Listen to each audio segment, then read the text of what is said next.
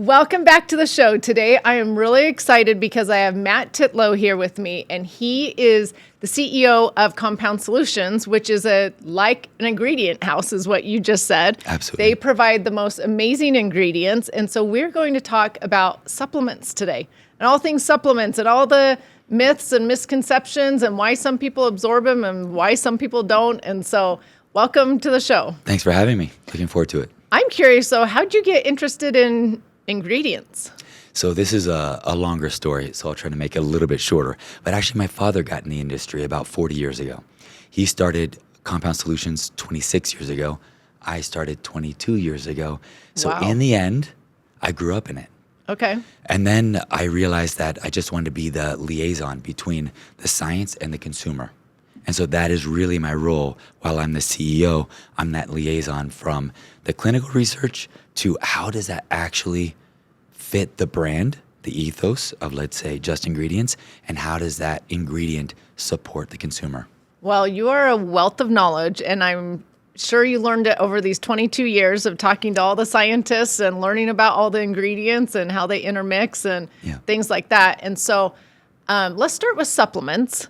Like I said, you know so much about supplements, but one of the things I want to talk about, it's really trendy right now to hear like, oh, these are really bioavailable supplements or more easily absorbable. Or you'll hear like some people say like, well, I can absorb them, but so-and-so couldn't absorb them. So what is all this talk? Like, what is bioavailability? Why is this an issue? Right. So this is a little bit complex, so sometimes trying to simplify can help. And I think there are two ways to go with this. And one is just strict bioavailability is what they're looking at is testing blood. So does that polyphenol, like grapeseed extract, get into your blood, right? Okay. But there are other aspects to it, like do you actually absorb your ingredients, your nutrients, your vitamins and your minerals from your vegetables, for example? And so in the supplement industry, we've got into like liposomes, if someone's heard of that, just an ingredient encased in fat, let's just say, to try to deliver that into the bloodstream. Now, does that get to the muscle tissue or the heart tissue or the brain tissue? That's a whole nother question. So we've really kind of limited it to the blood in terms of bioavailability. Now, let's just talk absorption. A lot of like consumer, we're just thinking in the mind of the consumer, we got to be thinking, can I actually process that food? And that hits the gut. If we just skip supplements for just 1 second and skip bioavailability, that word and the word liposome, and just think, can I actually take the nutrients from that broccoli and flourish? That's a function of our gut microbiome. Okay.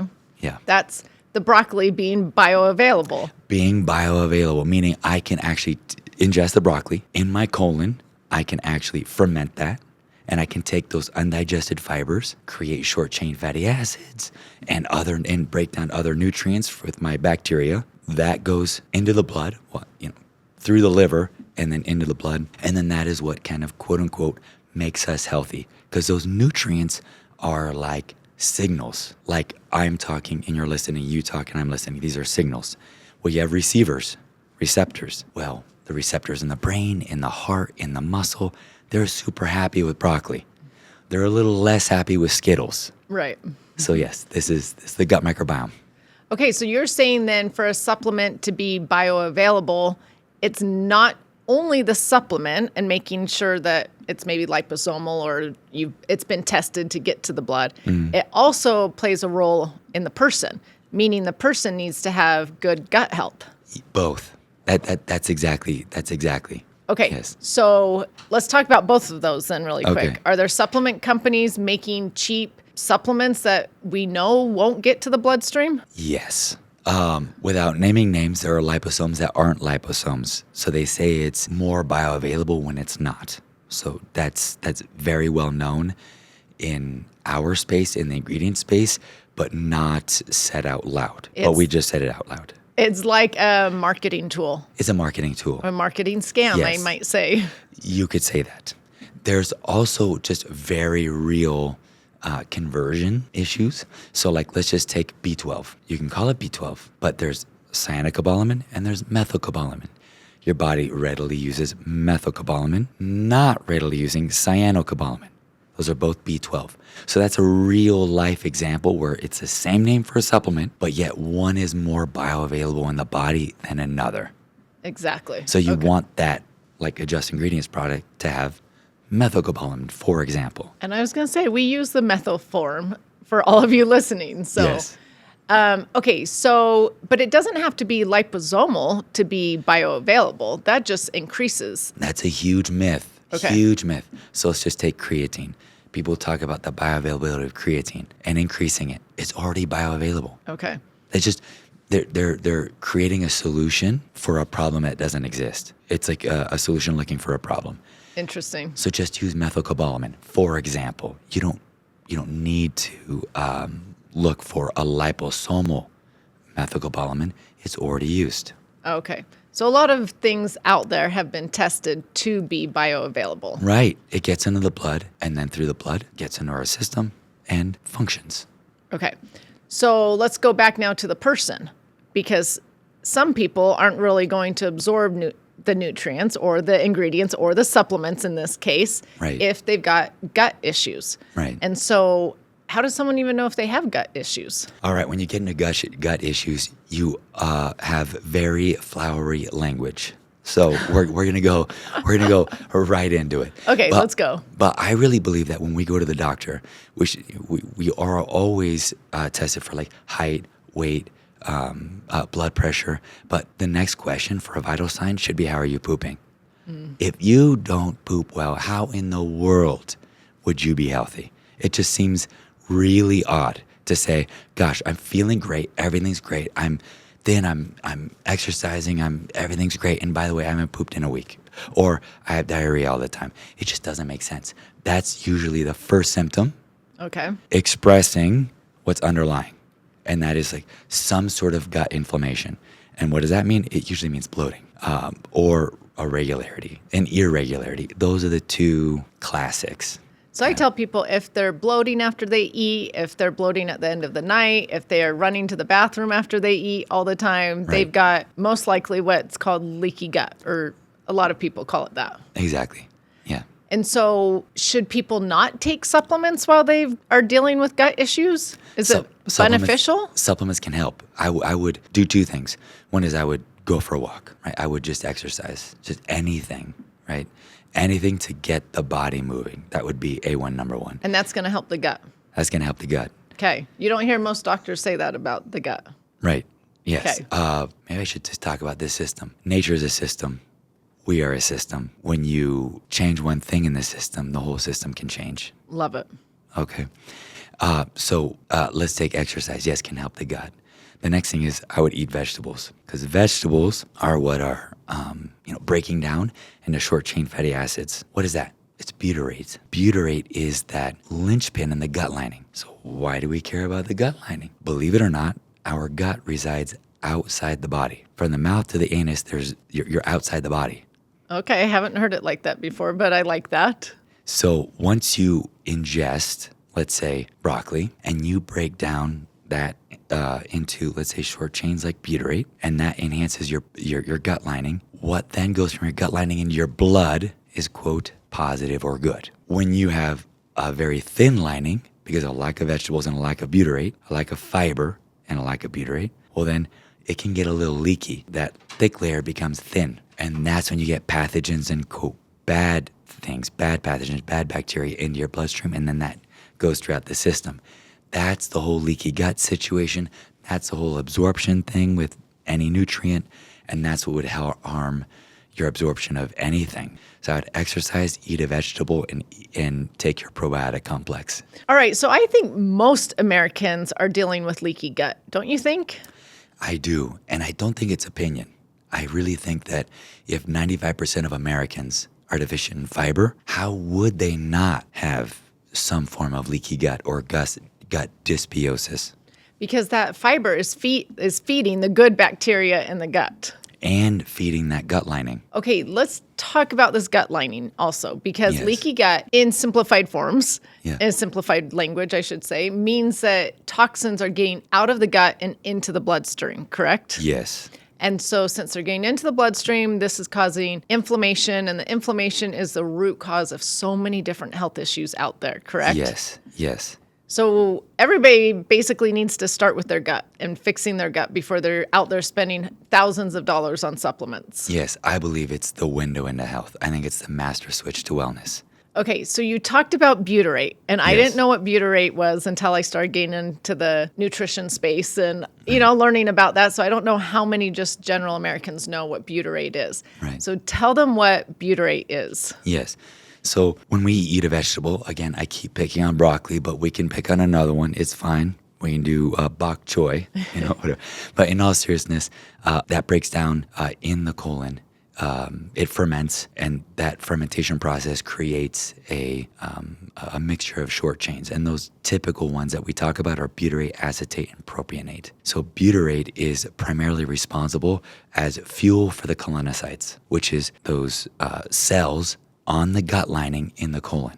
That is their fuel. So while our brain might like glucose, our gut prefers butyrate. Okay. This is crucial. That is crucial. And doesn't the butyrate then, because the cells love it, that helps rebuild the gut lining? That is exactly what happens. So I think everybody needs to start with that, though. I mean, of course, eating fiber and moving. Yes. But so many people don't think about taking butyrate as a supplement, where butyrate can help fix that gut lining. I am on your page. I don't know if you can go over 100%, but I'm on your page at least 100%. Yes. Okay, and butyrate a lot of times is in the postbiotic. If you look at a pre, pro, and postbiotic complex, it's in the post part of it. True, yes. All right, so we actually got an ingredient from you called core biome that we put in our postbiotic because I'll tell you what was going on. I was looking for a good prebiotic, and I was like, okay, everything that I see is a prebiotic and probiotic, but I could not find anything out there that was pre, pro, and post. Right. And so I went to my food scientist and I was like, why is no one including the postbiotic? This is ridiculous. To me, this is the most important part. Right. We're missing it. Right. And so we went looking for a good postbiotic and found your core biome.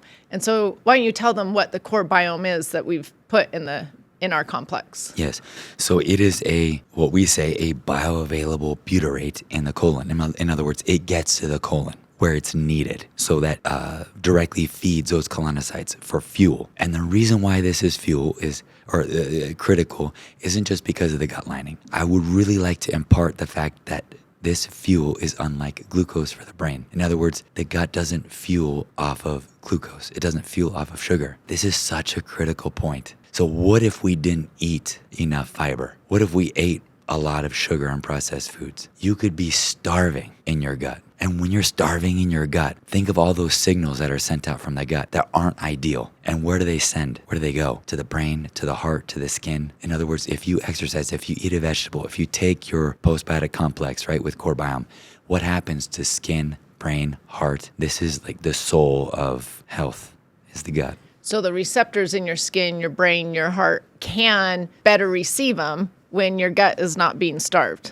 That's my view, yes. Well, and so a lot of people out there, you did a better explanation because a lot of people just say that sugar feeds the bad bacteria and fiber feeds the good bacteria. And that's the simplified form of what you're saying is sugar is just going to starve it because it's not fuel.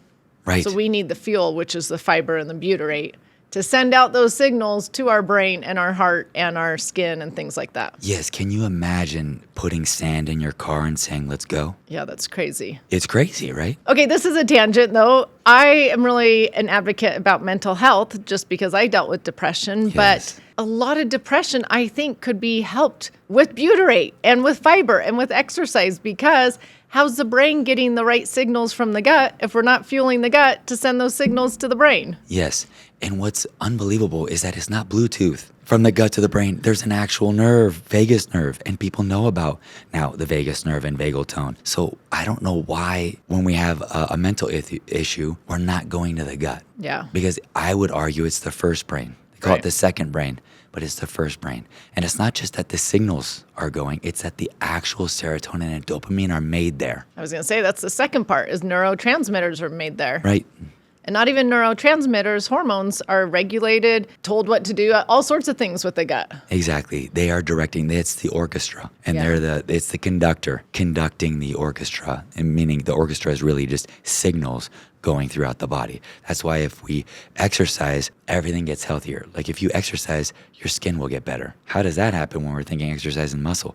Well, if you eat vegetables or take your postbiotic, complex, how does that influence the skin? How does that influence the brain? What influences the gut first? Yeah, and I don't think people correlate that. Like, I'm working out, so that's going to help my gut, which is then going to help my skin. Exactly. No one thinks about that. They're thinking like, I'm burning X amount of calories, or I'm lifting this much weight.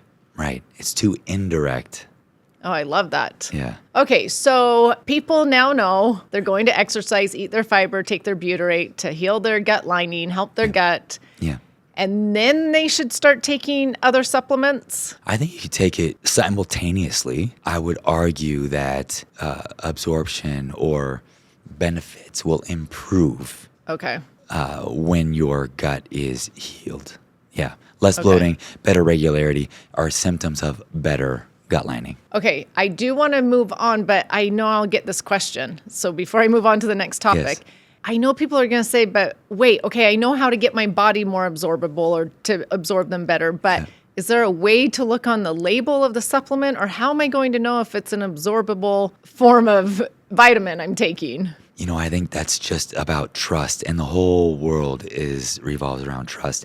And if you look at some lose 10 pounds in 10 days sort of a supplement, it's too good to be true. If you look at the supplement and it says no one to call, there's no phone number, you can't return it, it's just too much, right? If they don't disclose what's in there, too many proprietary blends, it's too good to be true. So I think the fact that, for example, people can contact you on 87 different social channels. I was going to say they can DM us and customer service. I think that's a part of it. It's just trust. Yeah. Well, you know what's interesting about the supplement industry? Talking about trust. Yes. You really can put anything in those pills and there's no one really to catch you. The issue is we have laws, but we don't have enough enforcement.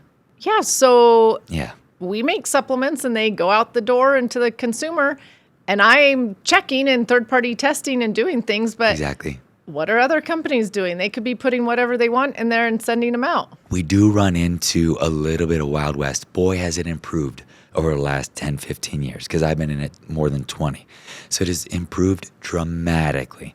But the Wild West still happens, and you're relying on ingredient suppliers like us at Compound Solutions, trusted entities like yourself and brands who are really focused on the ingredients, and contract manufacturers who are actually abiding by good manufacturing practices, testing in third parties. Exactly what you just said. Trust, at the end of the day, it just keeps coming back to that. Well, which gets overwhelming for the consumer because they go to Costco and see all these brands, say vitamin D. They've got 7 different options and they're like, which one do I choose? It's tough. It is crazy to me because I will tell you, I don't know if you've heard me tell this story. I've told it multiple times.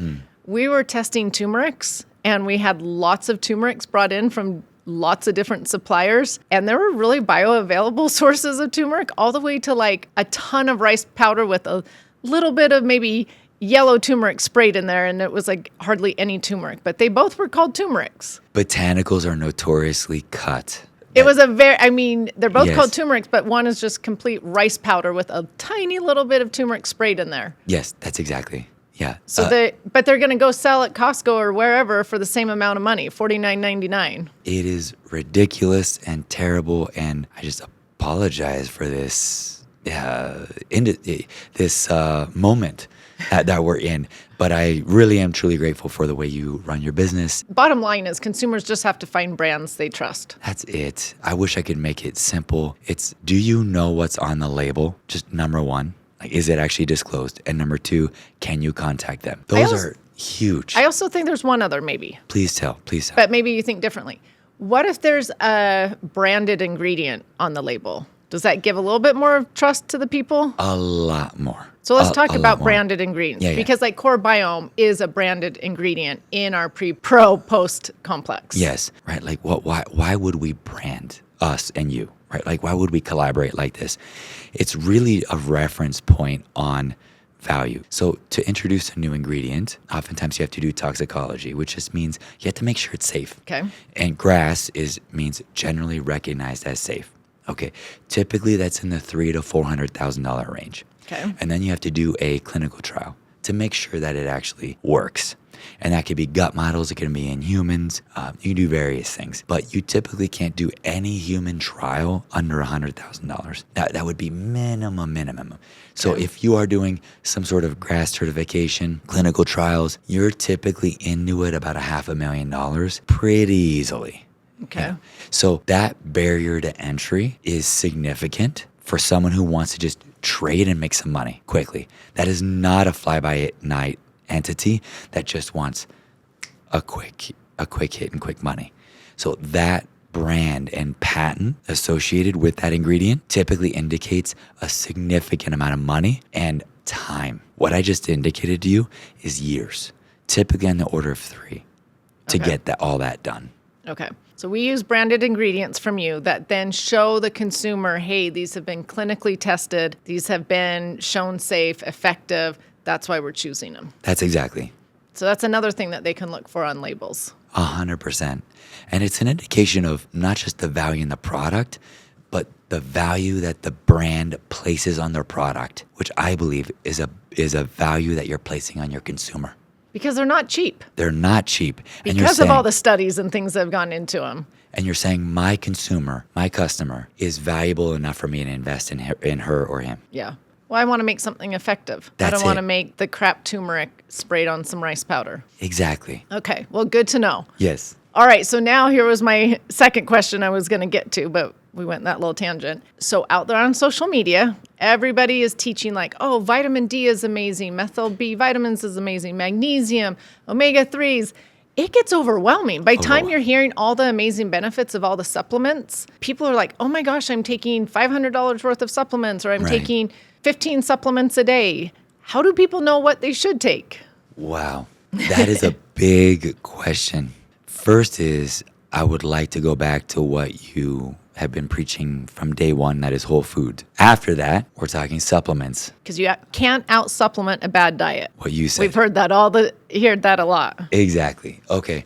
So if I were to, because you said, how would I kind of narrow it down? Yeah, how do people know who would I trust? Well, how does the consumer know what to take? Because I'm like, okay, yeah, magnesium, we all need that. Okay, omega-3s, we all need that. Vitamin D, yeah, we all need that. Vitamin C, yeah, that's great for collagen. Okay, I'll take that. Yep, you know what I mean? Man, I would think about maybe your goals. I would maybe start with myself, right? Like, am I getting the protein that I think I need between me and my nutritionist, my doctor, me and my neighbor? What would I think for my body? How much protein do I think I need? Like, what are my goals? And once you have your goals, I think you can then lead into what you are supplementing. So let's just take your doctor.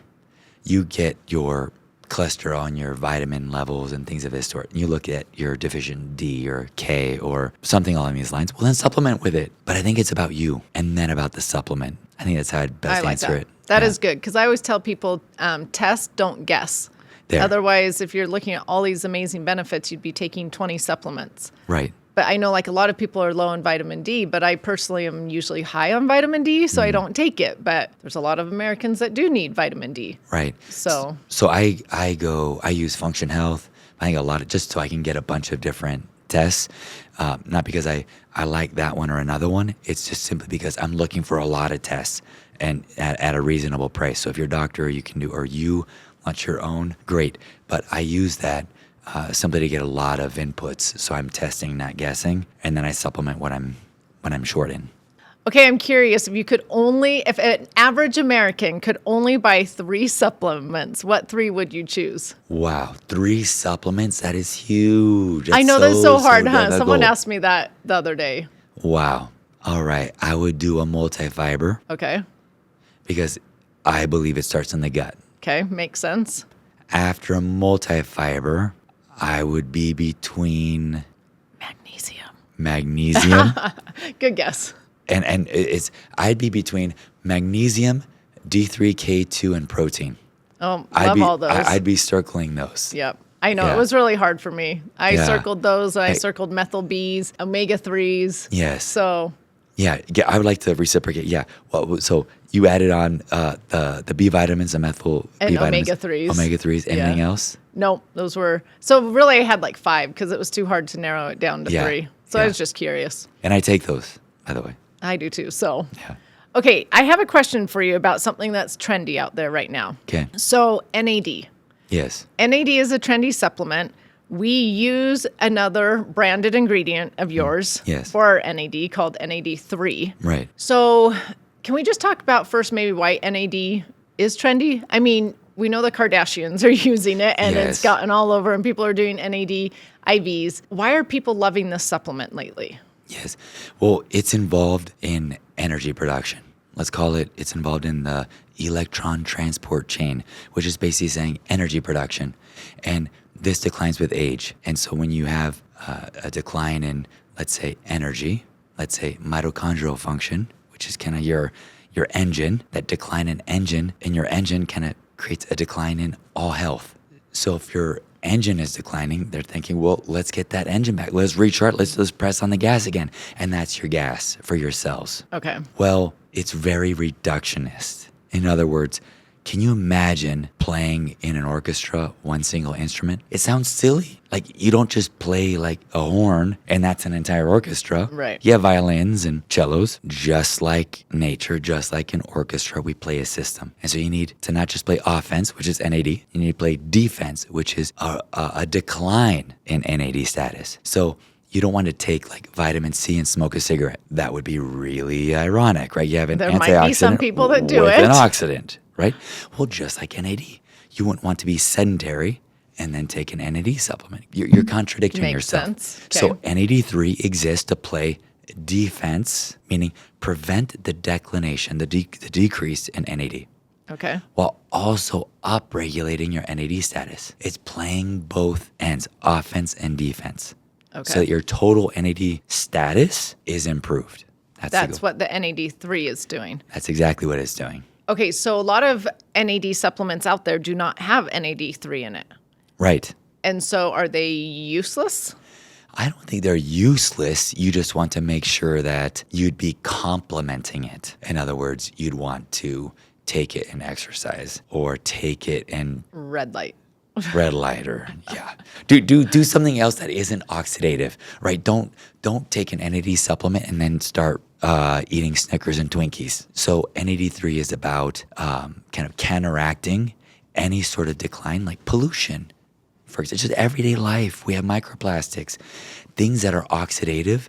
We're trying to prevent the NAD decrease, NAD plus decrease that would occur from that oxidative stress while also upregulating your boost in NAD plus. Okay, so question for you, because a lot of people say NAD only works if it's injected right into the bloodstream. I don't believe that. There are a couple studies that show that whether it's ours, NAD3 or NMN or NR does increase NAD plus in the blood. So we have clinical studies showing that. Right. Okay, but again, like you said at the very beginning, you need good gut health for it to make it through the gut to the liver into your bloodstream. That's exactly. In other words, it might do nothing if you are, let's just say, sedentary, eating a high sugar diet, and have a leaky gut. So if you're eating Oreos all day long and not working out, of course, NAD is not going to work for you. It's not going to do anything. Okay. And that is kind of what a lot of supplements are, right? A supplement, you just said a minute ago, you can't out-supplement a poor diet. Yeah. So again, that goes back to why some people say, oh yeah, I took like the adrenal complex and it helped me so much. And then others are like, oh, it didn't do much for me. Well, I'd have to go ask this person, well, what are you eating every day? Are you exercising? Are you getting good sleep? All those things. Exactly. 100%. We're all too different to have a one size fits all. I mean, our gut microbiomes are so individual, let alone genetic differentiation. Yeah, we're too different to have everything work every time. Think caffeine. Not everyone responds to caffeine. That is for sure. Right. How would we all respond to, like 100% of people, 100% respond the exact same way to anything? Fiber, adrenal complex, caffeine. Just doesn't, it's not rational. That's a good analogy because caffeine keeps me awake for hours and hours and it doesn't even affect my husband. So there we go. Exactly. Okay, talking about trendy topics, because we just talked about NAD. Yes. I am curious about berberine. Yeah. But I'm also curious, Metabolism, speeding up metabolism health is a huge topic right now out there as well. Yes. I think because of GLP-1s and in berberine. Let's first start with the connection. Is there a connection with the metabolism and the gut health? So when we talk about like gut health and we think about GLP-1s, those satiety hormones are expressed in the gut, like the small intestine. So this is very, very important to note, right? Like, I just want to pause on that they're expressed in the gut. I also want to pause and express that short-chain fatty acids like butyrate are what signal those satiety hormones, those receptors to respond. So think fiber breaking down the short-chain fatty acids like butyrate. So this is very, very, very important. The second thing that I'd like to talk about is the fact that metabolism is really a function of how we can convert food into energy. And the food into energy organ is the liver. And while we're talking a lot about the gut, and I agree that the gut is the main topic here, but how well your liver and your liver cells can turn that broccoli or that Skittles or whatever the heck you're eating into energy is going to be absolutely crucial. So metabolism is a function of your gut and your liver. So interesting. Okay, so let's go back to the gut. Yep. So again, if you're missing the exercise, the fiber, and the butyrate, the receptors are being starved, basically, or your gut's being starved. So those receptors aren't telling your brain that you're full. Right. So many women tell me that, like, oh, I just never feel full, so I can keep eating and eating. So if not feeling full should be an indicator that your gut's off. Exercise and eat some vegetables. Wow. Yes. Okay. So next time they tell me that they don't ever feel full, I'm going to tell them work on their gut health. Yes. I would say it all just comes back to vegetables and exercise. Okay. So then now going to the liver, we've Yes. got to convert that food into fuel Yes. through the liver. Yes. I get this question a lot. People are like, okay, I understand that, but how in the world am I supposed to know if my liver is doing a great job or if it's sluggish or it needs help? Triglycerides. Okay. So if you're going to your doctor and you said test not guess, think of it as like a trash truck and all this food is going in there, right? And now let's say it's not processing efficiently, let's just say. And you had Dr. Ben Bickman on and he was talking about insulin sensitivity and the insulin knocks on the cell's door. And if the cell isn't answering, we have an issue. Right. Okay. So the food goes through the gut and it goes in through the portal vein and it rises in the liver, and if it knocks on the door and it doesn't answer, well, then it spills in the bloodstream. You don't want that because that's fat spilling into the bloodstream. And other things. And other things. Estrogen. You really don't want that. Yeah. And that's why berberine got popular, because of blood sugar, insulin sensitivity, chromium, alpha lipoic acid, green tea. These are a lot of those blood sugar aids, insulin aids, let's call it, that really is the basis for this kind of gut liver metabolism issue. Okay, so back to the question of how do they know? They're going to go get blood work and check their triglyceride levels. They're going to check triglyceride levels. And if they're decent levels, then their liver's doing its job. Yes. And if they're high, their liver needs some help. Needs some help. You could also look at the typical or ALT, AST. Those are just liver enzymes, and those are very well tested at any doctor's office.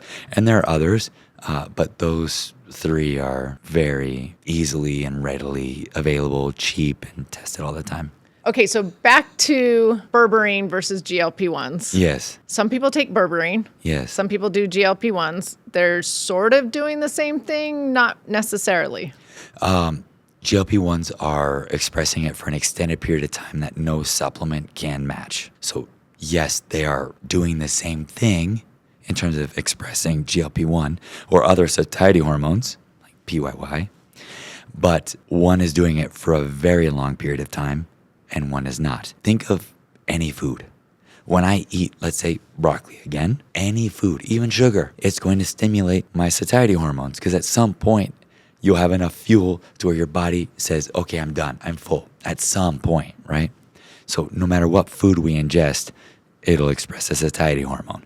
But what expresses it more? Maybe something like a berberine and maybe something like a GLP-1 drug. But the drug is dramatically different from a supplement. The issue with that, you may just want a natural solution. Maybe you are wanting to protect muscle, so you want to take berberine plus protein. It just depends on you. How do you feel about it? Carlin? Well, I always prefer the natural route, of course. I mean, that's what I teach. I'm teaching eat your real foods, or eat the whole foods, quit eating so much sugar and processed stuff. Right. I'm teaching lifestyle factors, get exercising, get sleeping, things like that. Me too. And I think a lot of times those things will help correct it so people don't need to do the GLP-1s. Also, I'm a big believer in controlling your blood glucose levels, eating protein, a carb with a protein, things like that. And so sometimes those will help it. But I want to say this little caveat. There is a time and a place for some people that it can be a great tool in the toolbox. For me, there's one answer to anything. I wish there was. I wish there was one answer to depression and one answer to cancer and one answer to, obesity, things like that, but there isn't. So I'm really big about having a toolbox, and that toolbox includes eating the real foods, getting your gut in order, watching your liver, things like that, the sleep, the exercise, all those things. And if we need to include HRT for hormones, fine. If we need to include GLP for obesity, and that's going to better their health, fine. But I'm never a go-to first to the drug. I'm a go-to first, the whole food and your lifestyle factors and things like that. So well said. I want to pause on that. That was beautiful. And the reason why I say it was beautiful is twofold. One is I think that is the way we should go. The world is gray, and the nature is a system, and so are we. And the thing that I also like about it is a lack of judgment. Not judging each other for what works is just so needed right now.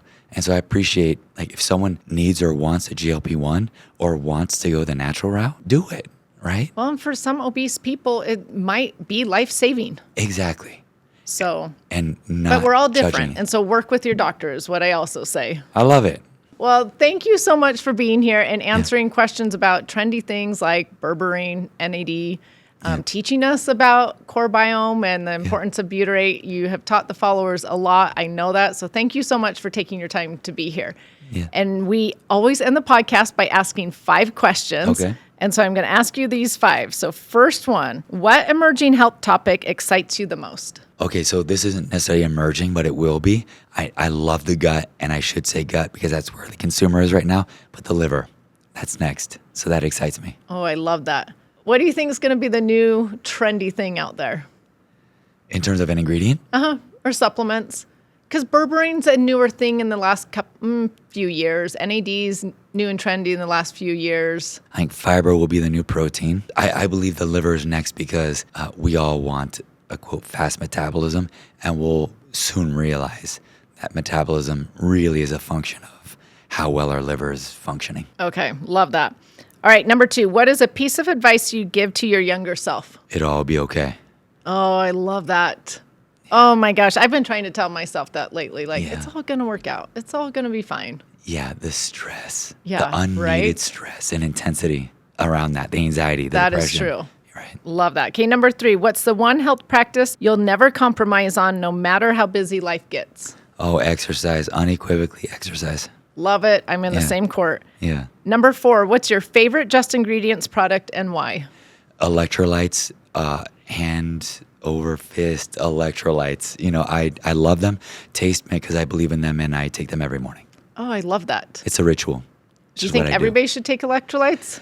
Okay, this is me personally, just opinion. I feel amazing sleeping, waking up. I didn't realize how dehydrated I was after that 8 hours or whatever it is. I feel amazing waking up and taking your electrolytes. Do you know I don't take them in the morning? I need to.